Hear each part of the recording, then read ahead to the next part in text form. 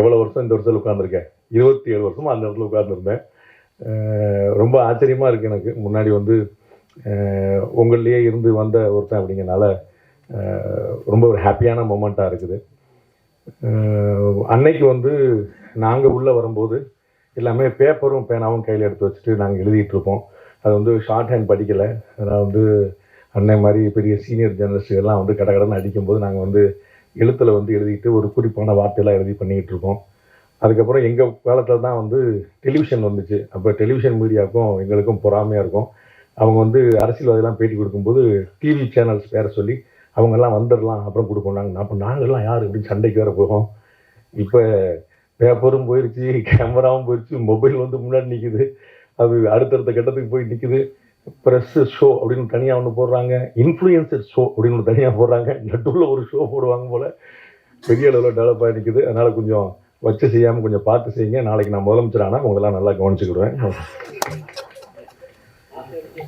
பன்னீர் அண்ணன் வந்து கேமராமேன், அவங்களுக்கு தான் நான் வந்து முழு நன்றியை சொல்லணும். அது வந்து ரொம்ப பியூட்டிஃபுல்லாக என்னையும் பார்க்கும்படியாக காட்டினவர். ஏன்னா நேர்கொண்ட பார்வையோ ரணசிங்கமோ மற்ற படங்கள்லாம் வந்து அந்தந்த நட்சத்திரங்கள் கூட நடித்ததுனால நமக்கும் வந்து ஒரு வெளிச்சம் கிடச்சிருச்சு. இதில் வந்து ஒரு இருட்டான அறை, ஒரு விடிகாலை பொழுது, அது வந்து ஒரு 4க்கு 4 அறை.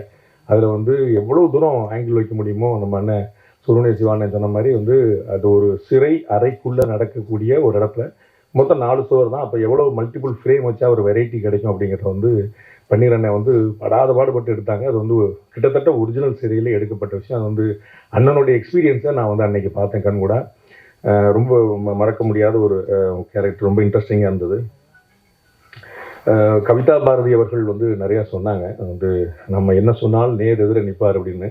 நான் அவர் பக்கத்துலேயே தான் வர்றேன்றேன், அவர் தான் தள்ளி தள்ளி விடுறாரு. இன்னைக்கு கூட கடைசியில் அவர் பக்கத்தில் உட்காந்தேன், அவர் தான் தள்ளி விட்டு போய் நடுவில் போங்க, நடுவில் போங்க, மத்தியில் போங்க, ஒன்றியத்துக்கு போங்கன்னு அனுப்பி விடுறது பூரா அவங்க. அனுப்பி விட்டுட்டு நாங்கள் கடைசியில் இருக்கோம், அவர் பார்த்தீங்களா மத்தியில் இருக்காருன்னு சொல்கிறது அவங்க. ரெண்டும் அவங்க தான் செய்கிறாங்க. நம்ம என்ன செய்யறது? நம்ம எங்கே போச்சுட்டாலும் போகிற எங்கே வரதுனாலும் சொல்கிறோம். நம்ம வந்து அவ்வளோதான் பண்ணிகிட்டு இருக்கிறோம். வந்து ஸோ அவங்க நினைக்கிற மாதிரி அப்படிலாம் ஒன்றும் பெரிய முரண்கள்லாம் ஒன்றும் கிடையாது. எங்கள் அண்ணன் அமீர் அண்ணன் அவங்களும் வந்து இதே மாதிரி வேற ஒரு நேர்காணலில் சொல்லும்போது சொன்னாங்க, அண்ணன் கவிதா பாரதி பயன்படுத்திய வார்த்தையை தான் சொன்னாங்க. நாங்கள் கொள்கைன்னு வந்துட்டால் நாங்கள் எந்த நிலைப்பாடு எடுத்தாலும் அதுக்கு நேர் எதிர் நிலைப்பாடில் நிற்கிறவர் தம்பி பாண்டே. ஆனால் அவர் என்னுடைய உறவு, என்னுடைய நட்பு, என்னுடைய தம்பி அவர். ஆனால் யாரையுமே ஒரு வார்த்தை கூட மரியாதை குறைவாக பேச மாட்டார். ஒரு திருன்னு சொல்லியோ ஒரு அவர்கள்னு சொல்லியோ சொல்லாமல் சொல்ல மாட்டார் அப்படின்னு சொன்னார். நமக்கு வந்து எல்லாத்தோட பெரிய விஷயம் உறவு நட்பு தான், வேற ஒன்றுமே கிடையாது. அந்த உறவையும் நட்பையும் பேணாமல் இருந்துட்டு நீங்கள் பணத்தையோ பேரையோ புகழையோ சம்பாதிச்சு என்ன செய்ய போகிறீங்க அப்படின்னு பார்க்குறோம். ஸோ வாழும் காலத்தை விட பாரதியை போல ரொம்ப ஏழ்மையை வறுமையை சந்தித்த ஒருத்தன் பார்க்க முடியாது. பாரதி நம்மை விட்டு பிரிந்த பிறகும் இன்னைக்கு வரைக்கும் வந்து அசைக்க முடியாத ஒரு இடத்துல இருக்கிறார். ஸோ வந்து வாழும்போது நீங்கள் என்னவாக இருந்தீர்கள் என்பதல்ல, வாழ்க்கைக்கு பிறகு உங்களை உலகம் என்னவாக பார்க்கிறது அப்படிங்கிறது. அதில் வந்து ஒரு உறவு நட்பு இல்லாமல் நம்ம வேற என்ன செஞ்சிட போகிறோம் அப்படிங்கிற ஒரு எளிமையான விஷயம். கொள்கை முரண் எல்லாருக்குமே இருக்கும். இந்தியாவில் நடக்கக்கூடிய பாதி கொலைகள் அண்ணன் தம்பிக்குள்ளேயும் புருஷன் பொண்டாட்டிக்குள்ளேயும் தான். உங்களுக்கு தெரியும், நம்ம சொத்து தகராறில் அண்ணன் வெட்டி கொள்ளையிடும். கூட பிறந்த அண்ணன் ஒரு தாய் மக்கள். அது இன்னைக்கு ரொம்ப ட்ரெண்ட். லேட்டஸ்டாக லாஸ்ட் 10 இயர்ஸாக நீங்கள் பார்த்து கணவன் இறந்தான்னு முதல்ல ஒய்ஃபோட ஃபோனை தான் செக் பண்ணுறாங்க. கணவன் இருந்தால் முதல்ல ஒய்ஃப் இருந்தால் முதல்ல கணவனோட ஃபோனை தான் செக் பண்ணுறாங்க. ரெண்டுக்குள்ளேயும் பாதி கேஸ் முடிஞ்சிடும், மீதி கேஸ் ஏதாவது கஷ்டப்பட்டு என்ன. அப்போ உறவா நட்பா ஒன்றுக்குன்னா இருந்தவங்களுக்குள்ளேயே இவ்வளோ பகை இருக்கும்போது அப்புறம் வாழ்ற என்ன இருக்குது? ஸோ கொள்கை முரண் இல்லாத இடமே இல்லை. அந்த கொள்கை முரணை எப்படி நீங்கள் வெளிப்படுத்துறீங்கிறது இருக்குது. நாம் வந்து நம்முடைய பாலிசியை சொல்கிறோம், அவங்க பாலிசி சொல்கிறாங்க.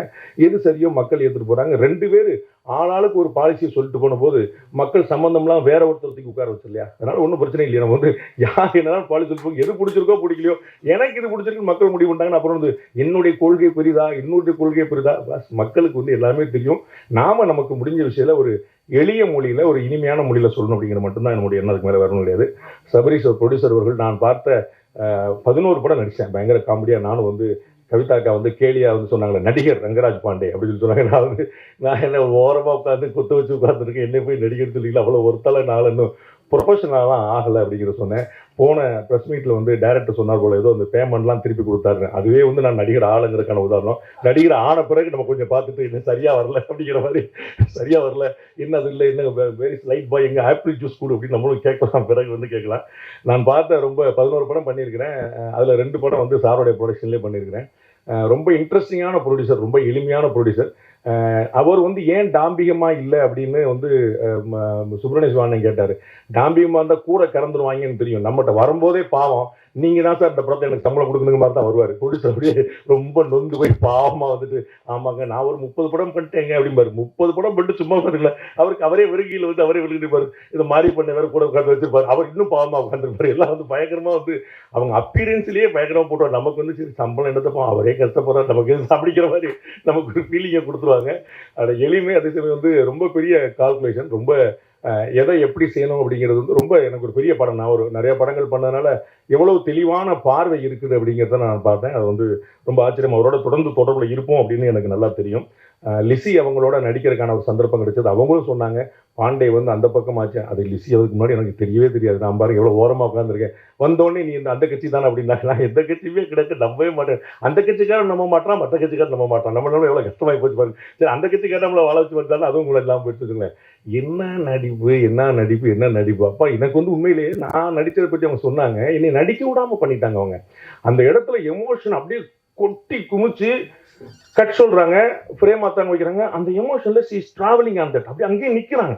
அதுக்கப்புறம் திருப்பி ஷார்ட் ஓகே ரெடி அப்படின்னா அப்படியே திருப்பி வர்றாங்க. அது வந்து அந்த சேஞ்ச் ஓவர் வந்து உண்மையிலேயே நம்ம பார்த்தோம்ல, இந்த அம்பி ரெமோ அது அவங்க தான் 3 நிமிஷத்துல 3 ஃப்ரேம் காட்டுறாங்க. பயங்கரமா ரொம்ப ஆச்சரியமான நடிப்பு. ரொம்ப பின்னி எடுத்துட்டு இருந்தாங்க. ரொம்ப பியூட்டிஃபுல்லா இருந்துச்சு. அந்த இடத்துல வந்து இந்த எக்ஸ்பீரியன்ஸ் வந்து ரொம்ப ஆச்சரியமா இருந்தது.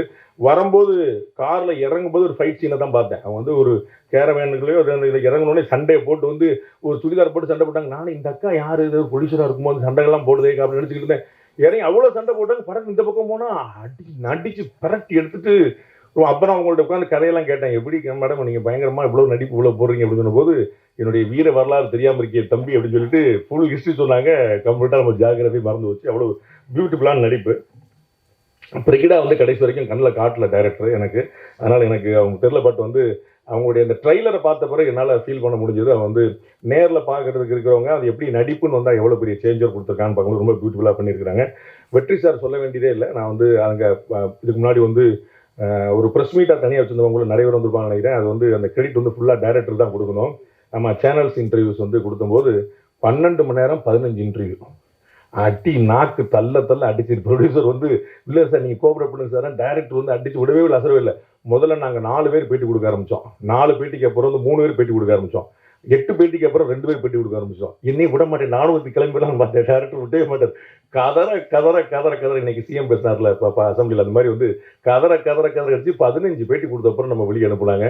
அப்போ வந்து நான் சொன்னேன், அந்த பேட்டியில் சொன்னது தான், அது வந்து திரு வெற்றி அவர்களுடைய கண்ணு பேசுது. அது வந்து ஒரு பெரிய அளவில் வந்து ஒரு ரியாக்டிவான ஐஎஸ்ஆ இருக்கு. அது வந்து ஒரு ஒரு ஆஃபீஸர்கிட்ட பேசுறதுக்கும் ஒரு அம்மாட்ட பேசுறதுக்கும் அந்த சேஞ்ச் வந்து ரொம்ப பியூட்டிஃபுல்லாக காட்டுறாரு. ரொம்ப ஆச்சரியமான நடிப்பு தரும். மற்ற ஜாலியான விஷயங்கள்லாம் ஒரு நிறைய இருக்கு அவருக்கு வந்து. பட் இந்த சீரியஸான விஷயத்த ஒரு டயலாக்கா டெலிவரி பண்றதுல வந்து ரொம்ப பெரிய பெரிய லென்த்தி டயலாக்ஸ் உங்களுக்கு தெரிஞ்சிருக்கும். அதை நேர்கொண்ட பார்வை படத்துலேயே அஜித் சார் சொல்லியிருந்தாங்க, 6 படத்துக்கான டைலாக்ஸ் அந்த ஒரே படத்தில் வச்சுட்டாங்க அப்படின்னு. கோர்ட் சீன் இருந்தால் அப்படி இருக்கும். அதே மாதிரி தான் இதுலேயும் பார்த்தீங்கன்னா ஏகப்பட்ட டைலாக். அது வந்து ஒரு ஃப்ரேம் கூட ஒரு நான் பேப்பரை பார்க்கவே இல்லை. நான் கையிலே பேப்பருங்க மாதிரி உட்காந்து பேரில் சார் சொன்னார்ல, கவிதா பாரதி சொன்ன கேரவனுக்கே போல எங்கே போக எனக்கு தான் அடுத்த டைலாக சொல்லுமே பீதியிலே வச்சிருந்தாங்க நம்மள. ஏன்னா டைரக்ட் வந்து ரொம்ப மெட்டிகுலஸாக பிளான் பண்ணிருக்காரு, அதாவது மைனூட்டாக பிளான் பண்ணிருக்காரு. எங்கேயுமே வேஸ்டேஜ் வந்துடக்கூடாதுன்னு எடிட்டர் சாருக்கு வந்து கொஞ்சம் கம்மியான வேலை தான் இருந்திருக்குன்னு நினைக்கிறேன். அந்த அளவுக்கு வந்து ஃபுல்லாக ரொம்ப பிளான் பண்ணி இதுதான் அவங்க ஃப்ரேமையும் முதலே முடிவு பண்ணிட்டாருங்கனால ரொம்ப ஆச்சரியமா இருந்தது. அந்த ஒர்க்கு ரொம்ப பியூட்டிஃபுல்லாக பண்ணோம். அது வந்து மறக்க முடியாது. தர்புகா சிவா சார் வந்து நான் இன்னைக்கு தான் ஃபர்ஸ்ட் டைம் பார்க்குறேன். நான் வந்து ட்ரெய்லர் வந்து மாதிரி 2-3 விஷயங்களை வந்து டைரக்டர் ஏற்கனவே காட்டின போதே நான் சொன்னேன், இந்த வார்த்தை தான் சொன்னேன். இன்னைக்கு தர்புகா சார்ட்டையும் சொன்னேன். அதாவது பாரதியாருடைய பாடல்களை ஒரு சினிமாக்காக மாற்றுறதுங்கிறது சுலபம் இல்லை. அதை வந்து நம்ம பார்த்து நம்ம பியூட்டிஃபுல்லாக பண்ணது ராஜா சார் தான். அவர் மாதிரி வந்து ஒரு பியூட்டிஃபுல்லாக வந்து ராஜா சார் மாதிரி அந்த பாரதியார் பாடலுக்கு உயிர் கொடுக்குறது இன்னொருத்தர் பார்க்க முடியாது. அதற்கு பிறகு நீண்ட நெடிய காலத்துக்கு பிறகு தர்புகா சார் வந்து அதற்கு ஒரு பெரிய உயிரை கொடுத்துருக்காருங்கிற பார்க்குறது ரொம்ப பியூட்டிஃபுல்லாக இருக்குது. அதே போல் பாரதிதாசன் வந்து கவிதா பாரதி அண்ணனுக்கு எல்லாத்துலேயும் 2 குத்துனா தான் அவருக்கு ஒரு மன நிறைவு அமையும். அதில் வந்து பாரதியாருக்கு கிடைத்த பெருமை பாரதிதாசனுக்கு கிடைக்கவில்லை, அதற்குள் ஒரு அரசியல் இருக்குதுங்க. நாங்கள் எதிர்கட்சி அண்ணன் சொன்னதுதான், பாரதிதாசனுக்கு கிடைத்த விஷயம் பாரதியார் கிடைக்கலன்னு நினைக்கிற குறிப்பிட்றாங்க. நான் வந்து செல்ல இடமெல்லாம் உங்களுக்கு தெரியும், நிறைய பேர் பார்த்துருப்பீங்க. பாரதிதாசனுடைய அந்த ஒரு பொன்மொழி, அதை தான் நான் எல்லா உரைகளையும் முதல்ல ஆரம்பிப்பேன். எங்கள் வாழ்வும் எங்கள் வளமும் மங்காத தமிழன்று சங்கே முழங்கு அப்படிங்கிறதான். அதை விட ஒரு வரி இன்னொன்று தேவையில்லை. அது பாரதியாருக்கு மரியாதை கிடைச்சதா கிடைக்கலையா அப்படிங்கிறது இல்லை. நீங்கள் மதிக்கிற பாரதிதாசன் தன்னை பாரதிதாசனாக மாற்றிக் கொண்டிருப்பார் அப்படிங்கிறதே பாரதியாருக்கு போதுமானது. வேற எந்த கௌரவங்களும் தேவையில்லை. ரொம்ப ஆச்சரியமான அப்படி தன்னுடைய பெயரை அழித்து அது தன்னுடைய குருநாதருடைய பெயரை போடுறது அப்படிங்கிறது அது ஒரு சர்வப்பரி தியாகம்னு சொல்லுவாங்க. அந்த மாதிரி பாரதிதாசன் ஆச்சரியமான பாடல். அண்ணன் சொன்ன மாதிரி மானுட சமுத்திரம் நான் என்று கூ அப்படின்னு சொல்லிட்டு பாரதிதாசனுடைய பாடல்கள் எல்லாமே விசால பார்வையால் விழுங்கு மக்களை அப்படின்னு எழுச்சிகரமான வரிகளாகத்தான் இருக்கும். அப்படி அவ்வளவு எழுச்சி மிக்க ஒரு கவிஞர் இவ்வளவு உணர்ச்சி மிக்க ஒரு பாடல் அப்படிங்கிறது நமக்கே ஒரு புதுசா இருக்கு. அதை தர்புகா சார் ரொம்ப பியூட்டிஃபுல்லா பயன்படுத்தி வச்சிருக்கிறாங்க. அது அந்த இறுதி முத்தம் கொடுங்கிற ஒரு வார்த்தை தவிர பின்னாடி நண்பர்கள் பேசி இருந்ததை கேட்டேன். நம்ம எவ்வளவு நல்ல தமிழ் வார்த்தைகளை தொலைச்சிட்டோம் அப்படிங்கிறது ரொம்ப வைத்தறிச்சலா இருந்துச்சு. இன்னைக்கு ஒரு நெற்றியை பத்தி, ஒரு கற்றையை பத்தி, ஒரு கொம்பு தேனை பத்தின்னு எவ்வளவு வார்த்தைகள் பாரதிதாசனுடைய வெக்காபுலரி எதுவுமே இன்னைக்கு புழக்கத்தில் இருக்காது. யாரா ஒருத்தர் கொம்பு தேன் அப்படின்னு என்ன தெரியுமான்னா, என்ன ப்ரோ, ஏன் ப்ரோ இப்படி பேசுற நீ அப்படின்னு அந்த மாதிரி ஆய்ப்பு நிற்குது. நல்ல தமிழ் வார்த்தையிலே காணாம போச்சு. அதை பாரதிதாசனுடைய வரிகள்ல அதில் தெரிஞ்சுதான் டைரக்டர் அப்படியே பாரதிதாசன் பாட்டி கூட அந்த மாதிரி போக வேண்டாம் பாட்டு ஜென்சி அப்படிங்கிற பாட்டுக்கெல்லாம் போக வேண்டாம்னு நினைச்சார். அனுபவத்தில் அற்புதமான வரிகளுக்கு உயிர் கொடுத்திருக்கிறாரு தர்புகா. உங்களுக்கு நிச்சயமாக காலம் உங்களுக்கு நன்றியோடு கூட நிற்கும். And director sir Dayal Padmanabhan sir சொல்ல வேண்டியதே இல்லை. நானும் முதல்ல கன்னட டைரக்டர் தான் நினைச்சேன். தயாள் பத்மநாபன் ரொம்ப காமன் நேம் தானே, அதனால கன்னட இயக்குனர் போல இங்க பாவம் தமிழ்நாட்டில் கஷ்டப்படுறாருன்னு தான் நினைச்சேன். அப்புறம் விழுப்புரம்னா தலைவா நீ என்ன தலைவா அங்க போய் பின்னி எடுத்துட்டு இருக்காருன்னு சொன்னா, அங்க உண்மையிலேயே படைப்பாளிகளுக்கு எப்படிப்பட்ட மரியாதை கொடுக்கப்படுகிறது என்பதை கன்னட திரையுலகம், கன்னட அரசுகளை பார்த்து தமிழ்நாடு அரசுகளும் கற்றுக்கொள்ள வேண்டும் நான் நினைக்கிறேன். ஏன் அப்படின்னா, ஒரு 7-8 வருஷமா அவார்டே கொடுக்கல அப்படின்னு மொத்தமா கொடுக்குற பழக்கம்லாம் இங்க இருக்குது. அங்க எவ்வளவு பெரிய கௌரவம் எழுத்தாளர்களையும் படைப்பாளிகளையும் அமர வைத்து உட்கார வைத்து முதலமைச்சர்களும் அதிகாரிகள் நின்று கொண்டு விருது கொடுக்குற மாதிரி காட்சியெல்லாம் நம்ம பார்க்குறோம். அதெல்லாம் கற்பனை செய்ய முடியாத ஒரு உயரம். கேரளாவில் அந்த மாதிரி விஷயங்கள் இருக்கு. ஒரு கலைஞனை, ஒரு படைப்பாளியை அவன் தான் சமூகத்தை சீரமைக்கிறான், சமூகத்தை கட்டமைக்கிறான் அப்படிங்கிற ஒரு ஆழமான உண்மை தெரிந்ததுனால அவ்வளவு ஒரு கௌரவம் கிடைக்குது. இங்கே கலையினாலும் திரையினாலும் தான் பலர் அரசியலுக்கே வந்திருக்கிறாங்க. அரசியல பெரிய வெற்றிடங்களை நிரப்பியிருக்கிறாங்க. அப்படி பார்க்கும்போது அங்கு இன்னும் அந்த மாதிரியான படைப்பாளிகளுக்கான கௌரவம், எழுத்தாளர்களுக்கான கௌரவம், இலக்கியவாதிகளுக்கான கௌரவம் இன்னமும் அதிகரிக்க வேண்டும் நினைக்கிறேன். நம்ம பாரதியார் போல நம்ம இல்லை, நமக்கு கவனிக்கிறதுக்கு ஆள் இல்லை அப்படிங்கிற மாதிரி இல்லாம அப்போ உனக்கு என்னப்பா புலவர், உனக்கு என்னப்பா கவிஞர், உனக்கு என்னப்பா தமிழ் இருக்கு, தமிழ் சோறு போடும், கலை சோறு போடும், இலக்கியம் சோறு போடும் அப்படிங்கிற ஒரு நிலைமை ஏற்படுத்தணும். அப்பதான் தமிழ் வாழும். அந்த மாதிரி ஒரு ஆச்சரியமான ஒரு இயக்குனர். நான் அவருடைய மெட்ரிகுலஸ் பிளானிங்கை பார்த்தேன். நான் ப்ரொடியூசர்கிட்ட அவ்வளோ புகழ்ந்து சொல்லியிருக்கிறேன் டைரக்டரை பத்தி. பயங்கர ஆச்சரியங்க அப்படின்னு சொல்லிட்டு நான் அடுத்தடுத்த படங்கள்ல அவங்க எப்படிலாம் பண்றாங்க, அவங்க தயாளன் சார் மாதிரி பண்றாங்களா தான் பார்க்க ஆரம்பிச்சேன். அவ்வளவு தூரம் அறிவே கிடையாது எனக்கு சினிமா பத்தி. இருந்தாலும் அப்படி பார்த்து அப்படி பண்றாங்க. அவ்வளவு வெல் பிளான்டு, கம்ப்ளீட்டா எல்லாமே ஸ்ட்ரக்சர்டு பண்ணியிருக்காங்க. எதுவுமே புதுசா அந்த கட்டத்துல மாத்திரம் அப்படிங்கிறதே கிடையாது. ஃப்ரேம்ல எல்லாமே அவ்வளவு ரொம்ப மெட்டிகுலஸா படம் பண்ணிருக்காங்க. எல்லாருக்கும் தெரியும். உங்களுக்கு 20 நாள்ல படம் முடிச்சாரா, 21 நாள்ல படம் முடிச்சாரா, அவருடைய பேட்டர்னே அப்படிதான் இருக்குங்கிறத நம்ம பாக்குறோம். 75 லட்சம் ரூபாய் இருந்தா நான் நல்ல படம் பண்ணிடுவேன், ரிச்சான படம் பண்ணிடுவேன்றார். 50 லட்சம் ரூபா 60 லட்சம் ரூபாய் இருந்தா நான் அவ்வளவு பெரிய படம் பண்ணிடுவேன் நினைக்கிறாரு. இந்த மாதிரி டைரக்டர்கள் எல்லாரும் வந்தாங்கன்னா எங்க அண்ணன் மாதிரி ப்ரொடியூசர்கள் ரொம்ப சந்தோஷமா இருப்பாங்க. அதனால நீங்க பார்த்துட்டு கவிதா பாரதி என்ன சொன்ன மாதிரி நீங்க வணிகத்துக்கான படம்ல நினைச்சிடாதீங்க. வணிகத்துக்கான படம் தான். வணிகத்துல தயாளன் சாரும் மாஸ்டர், சபரீஷன் சாரும் மாஸ்டர் 2 பேர் சேர்ந்து உட்கார்ந்தா எப்படி இருக்குன்னு பாத்துங்க. அது வணிகத்தை ரொம்ப சக்சஸ்ஃபுல்லா தான் பண்ணியிருக்கிறாங்க. அண்ட் படத்துலயும் வணிகத்துக்கான விஷயங்கள் நிறைய இருக்கு. நீங்க ஏதோ சீரியஸா யோசிச்சுட்டு பயங்கரமா சண்டை போட்டுருப்பாங்க, கமர்ஷியல் எலிமெண்ட்ஸ் நிறைய இருக்கு. நம்ம பாக்குறதுக்கு என்கேஜிங்கா இருக்குங்கிறது என்னால கேரண்டியா சொல்ல முடியும். அவ்வளவு பெரிய விஷயங்கள் உள்ள கொண்டு வந்திருக்காங்க. பியூட்டிஃபுல்லா டைரக்டர் பண்ணிருக்காங்க. எங்க அண்ணன் சுப்பிரமணிய சிவா சொல்லாம நான் பண்ணா பாவத்துல போய் சேரும். அண்ணன் நிறைய என்னுடைய தகுதிக்கு மீறி புகழ்ந்தாங்க. இன்னைக்கு ட்ரெண்ட் அதுதான். ஸோ முதலமைச்சர் பாணியில் எல்லாரும் ஒரு குட்டி கதையை சொல்லணும். அதனால அண்ணன் ஒரு குட்டி கதையை சொல்லி, ஒரு திருடனுடைய கதையை சொல்லி அண்ணன் பியூட்டிஃபுல்லா சொல்லி கொண்டு போனாங்க. நிறைய பாண்டேக்கு அவ்வளவு பேர் தெரிஞ்சிருக்கு. பாண்டேக்கு தெரியாத ஆளே கிடையாது. பாண்டேக்கு தெரியாத ஆளே கிடையாது. அவங்களுக்கு பாண்டே தெரிஞ்சிருக்கணும்ல. அண்ணன் விவேக் சொன்ன மாதிரி இப்ப எனக்கு கமிஷனர் விஜயகுமார் தெரியும். விஜயகுமாருக்கு என்ன தெரியும்? அதான் எனக்கு அண்ணன் மோடியை சொல்றாரு. அப்படிலாம் நம்ம வந்து சரி இன்னுமா இந்த உலகம் நம்மளை நம்பிக்கிட்டு இருக்கு அப்படின்னு சொல்லிட்டு சரி ரைட் ரைட் சொல்லா போடா போய்கிட்டே நம்மள நம்பர் வரைக்கும் சந்தோஷம் அப்படின்னு போயிட்டு இருக்கோம். நானும் வந்து இதே போல ஒரு எளிமையான ஒரு பத்திரிகையாளர் தான். 27 வருஷத்துல 20 வருஷம் கக்கெட்ல பேப்பர் வச்சுட்டு கையில பேப்பர் வச்சுட்டு ரோடா சுத்திட்டு இருந்தவன். வெறும் டீ வெறும் காஃபி நான் சொல்லிட்டே இருப்போம். நம்ம வந்து சாலிடாவே எதுவும் ஃபுட்டு போக மாட்டேங்குது, ஏன்னா லிக்விடா ஃபுட்டு போயிட்டே இருக்கேப்பா அப்படின்னு சொல்லிட்டு அப்படி போயிட்டு இருந்த ஒருத்தன் தான். இறைவனோட கருணை உங்களை போன்ற ஒரு 4 நல்ல மனிதர்களுடைய சந்தர்ப்பம் கிடைச்சது. அண்ணனுடைய வெள்ளை யானைக்காக நான் காத்திருக்கிறேன். அது வந்து ஒரு ஒரு ஆச்சரியமான ஒரு படைப்பு. அது வந்து அங்கே அப்படியே திரையிலே நிற்குது, ஒரு ரஃப் கட்லேயே நிற்குது. அது ஃபைனல் கட்டுக்கு எப்போ வரும்னு நான் பார்த்துட்டு இருக்கேன். அது வந்து நிறைய ஆச்சரியமான படம். உங்களுக்கு தெரியும், பெரிய பெரிய ஆட்கள்லாம் எப்பயுமே வந்து அண்ணனை கூட வச்சிருப்பாங்க. அண்ணன் பக்கத்துல இருந்தாருன்னா அவர் பெரிய ஆள் அப்படி பார்த்துக்கலாம். நம்ம வந்து அண்ணன் வந்து பெரிய ஆள் பக்கத்துல அண்ணன் பக்கத்தில் உட்காந்துருக்க பாருங்க, 2 பேர் பாருங்க, அந்த மாதிரி தெரிஞ்சவங்களுக்கு அண்ணன் பக்கத்தில் உட்காந்தனால பெரிய ஆள் தான் அப்படிங்கிற மாதிரி வந்து அவர் பெரிய பெரிய நெட்வொர்க் வந்து பெருசா இருக்கும். நெட்வொர்க்கிங் தான் அண்ணனுடைய மாஸ்டர் எக்ஸலன்ஸ் விஷயமே. அது வந்து ஆக்சுவலா பார்த்தீங்கன்னா அண்ணனுக்கு தான் தெரியாத ஆளே கிடையாது. ஓவர் ஃபோனில் வந்து நிறைய பேர் பிடிக்க முடியும். எனக்கு வந்து ரணசிங்கம் படத்தின் போது அண்ணன் வந்து ஒரு பெரிய தத்துவம் சொன்னார். அந்த தத்துவம் யார் சொன்னார்னு சொல்ல மாட்டேன், ஆனால் அந்த தத்துவத்தை சொன்னார் எனக்கு அண்ணன். தம்பி நான் அவர்கிட்ட பேசினேன் தம்பி. அவர் வந்து எனக்கு ஒரு அருமையான தத்துவத்தை சொன்னார். என்ன, ஒவ்வொரு நாளும் உன்னை விட வயதிலேயோ அனுபவத்திலேயோ பேர்லையோ புகழ்லையோ செல்வாக்கிலேயோ கீர்த்திலையோ ஏதோ ஒன்றுல உயர்ந்த 3 பேருக்கு தினசரி காலையில ஒரு தொலைபேசி அழைப்பு. அண்ணே நல்லா இருக்கீங்களாண்ணே அப்படின்னு ஒரு 3 பேர், டெய்லி ஒரு 3 பேர். அவர்களுக்கு என்னைக்கோ ஒரு நாள் தேவைப்படும் போது உன்னுடைய பேர் நினைவில் வரும். அண்ணன் எத்தனை பேர் போன் போட்டிருப்பான்னு யோசிக்க.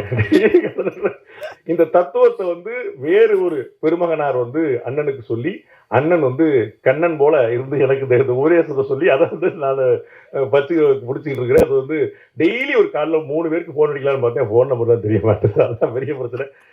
ரொம்ப இன்ட்ரெஸ்டிங்கான கேரக்டர். எல்லாத்தையுமே அந்த இருக்கக்கூடிய இடத்த வந்து அண்ணன் வந்து எப்பயுமே ஒரு ஹாப்பியாக வச்சிருப்பாரு. ரொம்ப ஒரு மகிழ்ச்சி அந்த இடத்துல பரவிடும். அது போன்ற ஒரு நல்ல மனிதரோட தொடர்பு இருக்குதான் நமக்கு ஒரு பெரிய புண்ணியம். இது வந்து ஒரு அற்புதமான படம், கேரண்டி அதனால சொல்ல முடியும். படத்தோடைய நான் இங்கே மேடையில் வந்து சொன்னாங்க, அண்ணன் கவிதா பாரதினா எல்லாருக்கும் சேர்த்து அவரே ஓட்டு போட்டார். வந்து இங்கே இருக்க பலருக்கும் பாண்டேக்கும் உடன்பாடு கிடையாதுன்னு அவரே சொல்லிட்டாரு. அதனால வந்து அப்படி இருக்கலாம். உங்களுக்கு நீங்கள் நினச்சிட்டு இருக்கீங்க ப்ரொடியூசர் என்ன கலர் சட்டை போட்டிருக்காருன்னு பார்த்துக்குங்க. டைரக்டர் யாருன்னு நான் யார்ட்டையும் சொல்ல மாட்டேன், எனக்கு மட்டும் தான் தெரியும். இந்த மாதிரி ஒரு கிளப்பி விட்டு போயிட்டு அவங்க இல்லைன்னு சொல்ல மாதிரி கொள்கை. இது வந்து எனக்கு இந்த படத்துடைய கொள்கையில் உடன்பாடு இருக்கா இல்லையாங்கிறதுல நான் இந்த படத்தில் நடிப்பதற்கு கூலி வாங்கியிருக்கிறேன். அந்த கூலிக்கு விசுவாசமாக உழைக்க வேண்டும் என்பது மட்டும்தான் என்னுடைய நோக்கம். அதற்கு டைரக்டருக்கு இன்னொரு டேக் வரணுங்க அப்படின்னு சொல்லி அவருக்கு வந்து ஒரு டிஜிட்டலாக இருந்தாலும் இன்னொரு நாள் எடுத்துட்டு போயிடக்கூடாது. நாங்கள் வந்து அது மாதிரியான ஒரு வாய்ப்புனால தான் நாங்கள் வந்து 2 நாள் படத்தை முன்னாடியே முடித்தோம். ஸோ நமக்கு வந்து கமல்ஹாசன் சார் மாதிரி அவார்டு வாங்க முடியாது, சிவாஜி சார் மாதிரி பேர் வாங்க முடியாது, அது நமக்கு முன்னாடியே தெரியும். அதனால் நம்மளால என்ன முடியுமோ நம்ம வந்து அதை மட்டும் சரியாக செஞ்சுருவோம். ஸோ டைரக்டருக்கு வருத்தப்படாமல் ப்ரொடியூசருக்கு கையை கிடைக்காமல் நம்ம என்ன வேலை பண்ண முடியுமோ அதை பண்ணிடுவோங்கிறத தவிர எனக்கு வேற எந்த நோக்கம் இல்லை. அந்த வகையில் இது வந்து ஒரு பியூட்டிஃபுல்லான இன்ட்ரெஸ்டிங்கான படம். அதை வந்து நான் உள்ள கான்ட்ரிபியூட் பண்ணும்போதும் எனக்கு ஒரு பெரிய ஒரு ஈர்ப்பை ஏற்படுத்தி இருந்துச்சு, அது ஒரு பிணைப்பை ஏற்படுத்திச்சு. நான் அப்படி தான் எல்லா இடத்துலையுமே ஒர்க் பண்ணுறேன். அதனால் ஒரு பியூட்டிஃபுல்லான படம் பாருங்கள். உங்களுடைய நியாயமான விமர்சனங்களை வைங்க, நிறைய நண்பர்கள் கொண்டு போய் சேருங்க. இறைவன் துணை இருக்கும். நன்றி, வணக்கம்.